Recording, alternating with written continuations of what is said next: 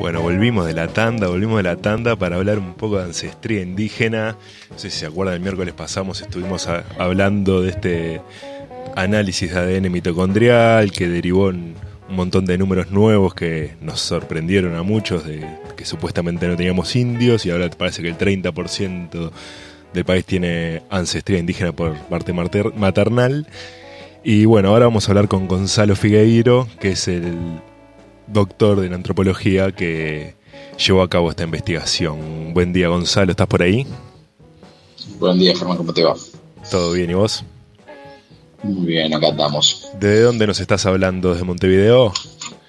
Sí, en efecto, estoy en mi oficina, en el Departamento de Antropología Biológica de la Facultad de Humanidades, en Montevideo.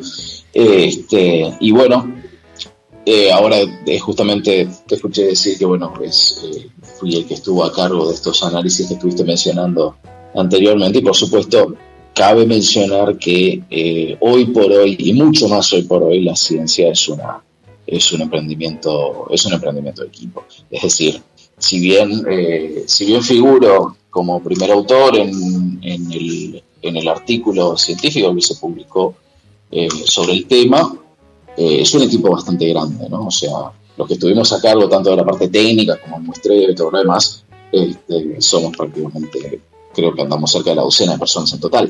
Pero bueno, tengo de alguna forma el honor o el gusto de ser la cara visible. Haber tenido la posibilidad de ser justamente el primer autor, y por lo tanto me ha tocado ser un poquito la cara visible de comunicar estos resultados. El Gonzalo Figueiro et al. Exactamente, qué figura. Bien, te queríamos consultar porque estuvimos hablando un poco la semana pasada. ¿Y cómo surge una investigación de estas? ¿Cómo te levantás un día y decís, bueno, voy a analizar ADN mitocondrial, a ver si encuentro algo? ¿Cómo surge? ¿De dónde viene? ¿Ya venían de otras investigaciones previas? ¿Ya contaban con alguna información al respecto? Hay una frase que se atribuye, creo que a Newton, que dice que todo lo que he visto lo he visto por estar en hombros de gigantes. Es decir, ninguna investigación surge de la nada, y por supuesto todo tiene determinados antecedentes, y en este caso por supuesto no es la culminación, sino una etapa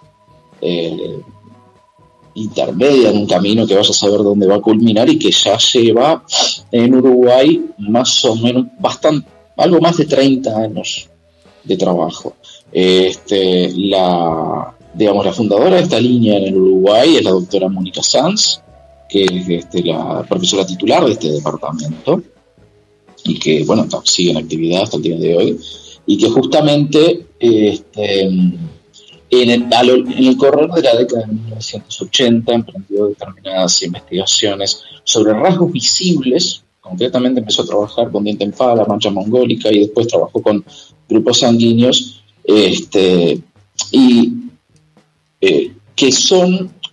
cuyas frecuencias en Uruguay estaban resultando algo anómalas respecto a lo que se esperaba para una población de descendientes europeos. O sea, toda esa idea de que somos íntegramente descendientes de europeos, justamente, y que los indígenas estarían extintos, en Montevideo, no hablo ya del interior, sino hablo en Montevideo, estaba mostrando determinadas características a nivel de características visibles, con cierto grado de carácter hereditario, estaba mostrando que no estaban cuadrando con lo que se esperaría de una población europea. Entonces, eso empieza por ahí, y después, por supuesto, se ramifica, ¿no? O sea, yo por supuesto no, en ese momento no era parte del equipo, pero la idea fue empezar a refinar, por un lado, los métodos que nos permitieran establecer cuánta ancestría indígena, africana y europea había en la población de Uruguay. Refinar primero esos métodos para establecer básicamente a nivel poblacional cuánto había de porcentaje, digamos, y después empezar a analizar en forma también más fina y con cuestiones de más alta resolución ese componente de ancestría indígena a qué a qué origen podía atribuirse, ¿no? ¿A qué origen dentro de los distintos tipos de ancestría de América? Y esas vinculaciones con el resto de América, ¿se logra determinar algo o todavía hay muchos baches para llenar de información? Baches, por supuesto que hay, pero creo que acá hay el tema, la necesidad de establecer, o mejor dicho, de rastrear estos orígenes, es doble. Por un lado el tema de los orígenes es una cuestión muy arraigada, particularmente en Occidente, ¿no? Querer saber de dónde venimos es como una obsesión cultural, diría yo. Pero en este caso también era importante analizar la cuestión vinculada con los orígenes, porque estaba también vinculado con un discurso político. Porque cuando empiezan a hacerse irrefutables las cifras vinculadas con esa estría indígena en Uruguay, de alguna forma quienes seguían defendiendo el discurso de un país europeo, de alguna forma blindaron su discurso para establecer, para decir, bueno, está bien, hay ancestría indígena, pero esa ancestría indígena es reciente, o esa ancestría indígena no corresponde a los grupos que se encuentran en los libros de historia, como por ejemplo los charrúas, los minuanes, etc. Claro, negar que está relacionado con nuestra historia de Uruguay, por decirlo de alguna manera, como que esos límites existieran en lo previo. Como si eso, primero, como si esos límites hubieran existido, ya que efectivamente poder unir una etnia indígena con una frontera nacional impuesta por una historia colonial de hecho es un absurdo. Pero justamente al no poder ya negar la existencia de, digámoslo con la palabra coloquial, sangre indígena en Uruguay, justamente se pasó de una negación a otra negación. Bueno, está bien, hay sangre indígena, pero no es no es uruguaya, por decirlo de alguna manera. Por decirlo de alguna forma, no es de acá. Entonces, cuando se entró en ese discurso también fue necesario, lo tratamos de acometer de una forma lo más científica posible. Fue tipo, bueno, acá está, de alguna forma esta negación es una hipótesis a probar. Entonces probemos esa hipótesis con datos genéticos y para eso el ADN mitocondrial viene como anillo al dedo, porque justamente al pertenecer a una sola línea, supongo que ya algo explicamos, pero si lo explicás vos, seguro que queda más claro. De acuerdo. En definitiva, como seguramente saben, porque lo que estuvimos diciendo, el ADN mitocondrial es un ADN de herencia materna. Es decir, yo lo heredé de mi madre lo heredó de la suya, vos lo heredaste de tu madre, los varones no lo pasamos a nuestra descendencia y es únicamente una transmisión por vía materna. Además de eso, se añade el hecho de que al no recombinar, no vamos a entrar en los detalles de esto, pero la recombinación es básicamente el barajar el material genético materno y paterno. Al no suceder eso en el ADN mitocondrial, nosotros sabemos que las variantes que surgieron por un solo mecanismo, que es el mecanismo de mutación, que es lo que introduce variantes en el ADN, y podemos entonces rastrearlo en forma unilineal e incluso establecer a partir de la tasa de mutación, que es una tasa de mutación completamente natural, es decir, las mutaciones son algo que suceden siempre en el organismo, poder establecer las antigüedades de esos linajes y las antigüedades de su origen. Entonces, todo ese tipo de cosas de alguna forma hacen que de alguna forma podamos seguir la huella de ese ADN a partir de sus similitudes con otros linajes en el continente o en el mundo, si vamos al caso. Claro, de alguna manera a lo que llegan no es solo esto resulta de la mezcla de este linaje con este linaje, sino este linaje existió hace 9.000 años, hace 2.000, se puede estipular, tampoco exacto, pero algo así, ¿no? Exacto, nosotros básicamente medimos la cantidad de diferencias que tiene a la interna un linaje, hacemos una regla de 3 con respecto a esa cantidad de variabilidad, y esa regla de 3 la convertimos en cantidad de miles de años que sucedieron desde que ese linaje se separó de su ancestro común. Entonces, si nosotros encontramos un linaje en Uruguay cuyo ancestro común, por decir algo, se encuentra en el centro de la floresta amazónica, nosotros podemos decir que hace X cantidad de milenios, por supuesto con un margen de error, pero lo podemos establecer, efectivamente hubo gente en la floresta amazónica que terminó llegando a estas tierras, obviamente por migración, se movieron de un lado a otro. Bueno, eso fue instrumental, entonces, para establecer que los orígenes eran variadísimos y no podían atribuirse únicamente a esta afluencia de indios misioneros a lo que se hace referencia en el discurso oficial. Claro. Y este movimiento de gente que viene del Amazonas, algo que veíamos, que también vemos en la serie Linajes, que está en YouTube, ya de paso la recomendamos. País sin indios, otro documental que está abierto en YouTube. Ahí veíamos como que Uruguay resultaba ser un país de confluencia de gente que llega, gente o indígenas que llegaban desde el Amazonas, desde el oeste, desde el sur. Eso se logra comprobar también con esta tecnología, ¿no? Creo que comprobar es algo muy tajante. Creo que comprobar ahí está, es algo traído de los pelos. Llevar a la especulación. Pero por lo menos nos permite sentar las bases para hacer un poco más, algunas preguntas más, ¿no? Que si nosotros tenemos un linaje que hoy en día está presente en la Patagonia y lo tenemos en Uruguay también, está claro que en algún momento hubo movimientos desde y hacia la Patagonia por parte de poblaciones cuyos ancestros después terminaron o por lo pronto vivieron en Uruguay. Exactamente cuál fue la característica, si vinieron, cuántas veces y con qué grado de asiduidad. Ese contacto es algo que vamos a precisar muchísima más investigación. Pero eso es lo fascinante, en definitiva.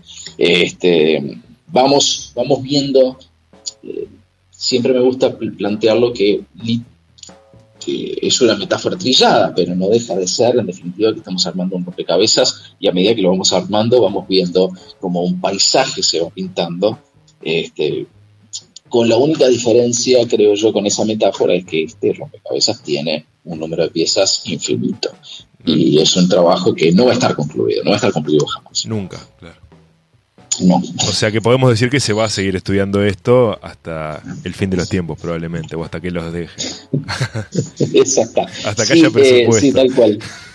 Es parte de la frustración, por un lado, el saber que no hay una respuesta definitiva, aunque sí puede haberlo para algunas cosas, y también la fascinación de saber que siempre va a haber alguna pregunta más que hacerse. Por ejemplo, hay una respuesta que yo creo que ya tenemos en forma definitiva, y es que nosotros tenemos gente que vive al día de hoy en el Uruguay actual, que tiene vínculos, o sea, no son directos, son vínculos lejanos, pero vínculos al fin, genéticos por línea materna, con gente que vivió acá y murió y fue enterrada acá en sitios arqueológicos de nuestro país, porque tienen el mismo linaje que esqueletos de 1600 años, por ejemplo. Y también logran hacer la relación entre Baimaca, Perú, los restos de Baimaca, Perú, con cuerpos que encontraron en los cerritos de indios, acá en Rocha, por lo que recuerdo, ¿no? Sí, en efecto. Eso fue un descubrimiento fascinante, y que creo que también el relato de ese descubrimiento también muestra cómo el avance en este conocimiento está casi desprovisto de momentos eureka, y que es una cuestión gradual donde se va produciendo una acumulación de datos. Los descubrimientos, por supuesto, los descubrimientos existen, pero rara vez son descubrimientos espectaculares, y generalmente son procesos largos de trabajo. Primero se descubre en los primeros análisis que se hicieron de esqueletos en los cerritos de indios, que se hicieron en el año 2001, se descubre un linaje que no había sido hasta el momento registrado en el ADN mitocondrial indígena de América. Posteriormente, y eso quedó ahí, ¿no? Bueno, qué curioso este linaje, y punto. Como que estaba después, solo acá figuraba, solo en esos cerritos de indios. Exacto, pero también es cierto que por ese entonces los análisis de ADN mitocondrial estaban en pañales, es decir, se llevaban muy pocos años haciendo análisis de secuencia de ADN mitocondrial, entonces su presencia, o mejor dicho, su carácter único perfectamente podía ser un tema que todavía no se había descubierto en otros lados de América.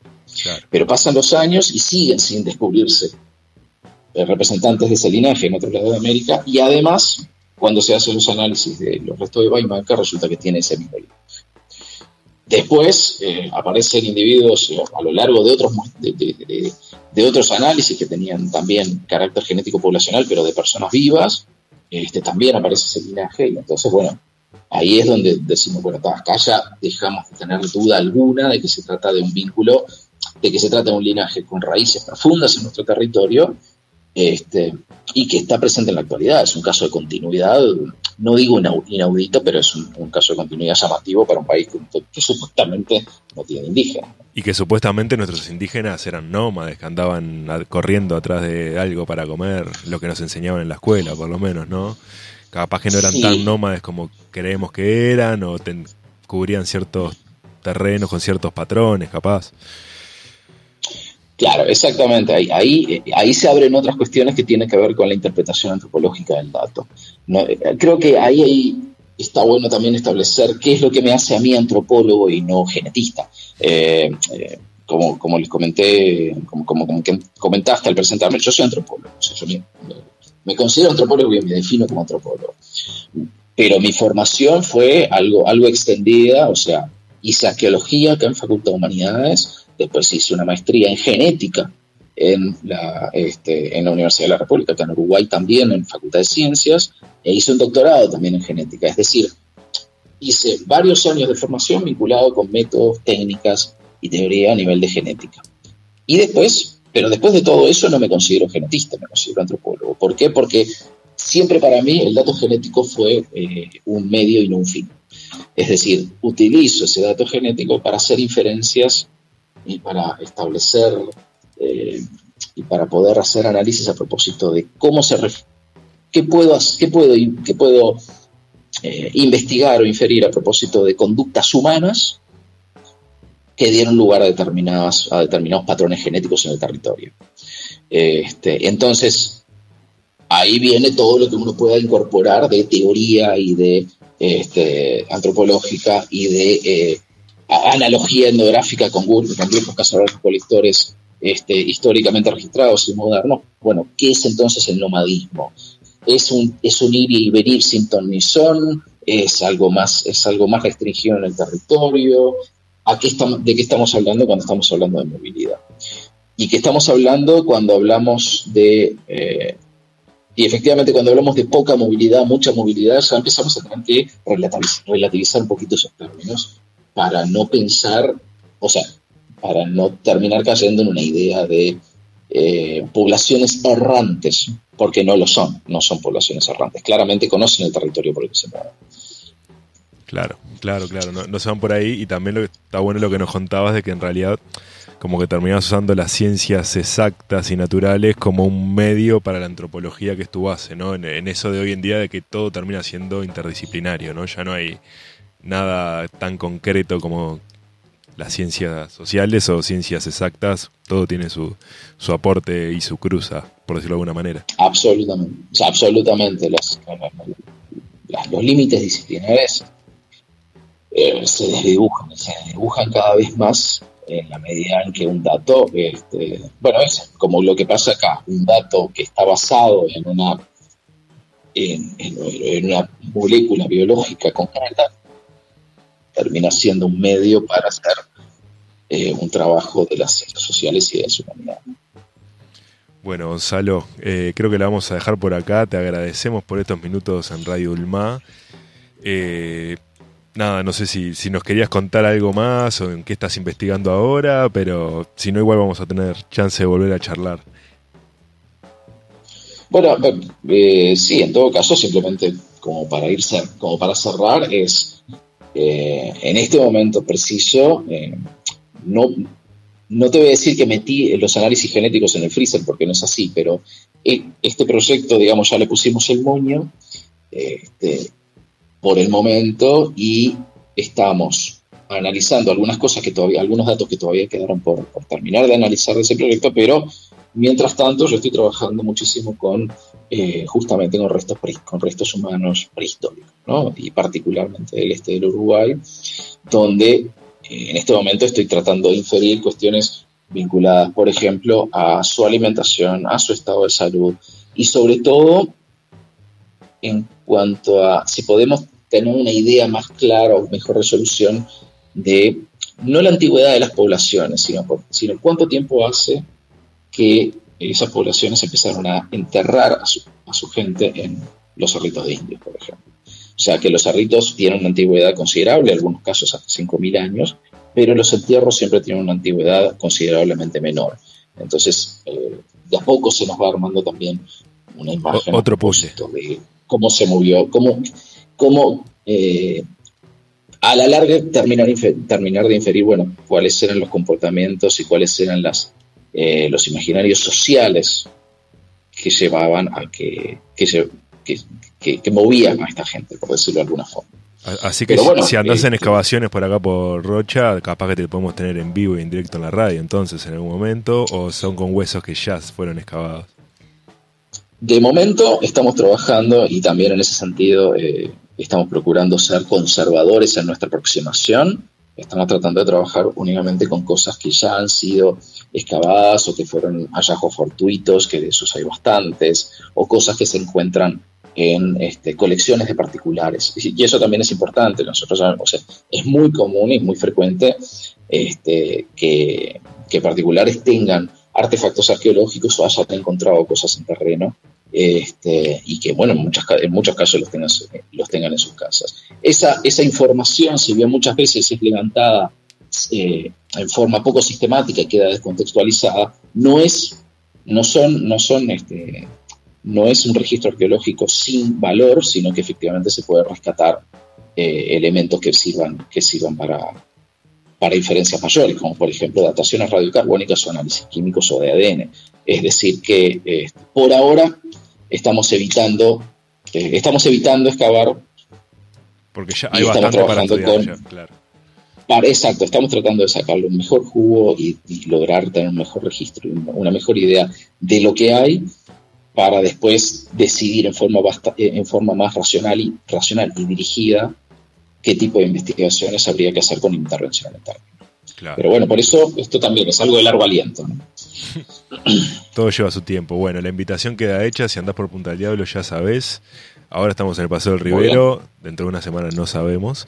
Pero la radio comunitaria es así, es móvil, es nómade también. Oh, sí. Bueno, muchas gracias, Gonzalo, por tu tiempo. Bueno, muchas gracias a ustedes. Buenos días. ULMA, Radio Comunitaria Punta del Diablo.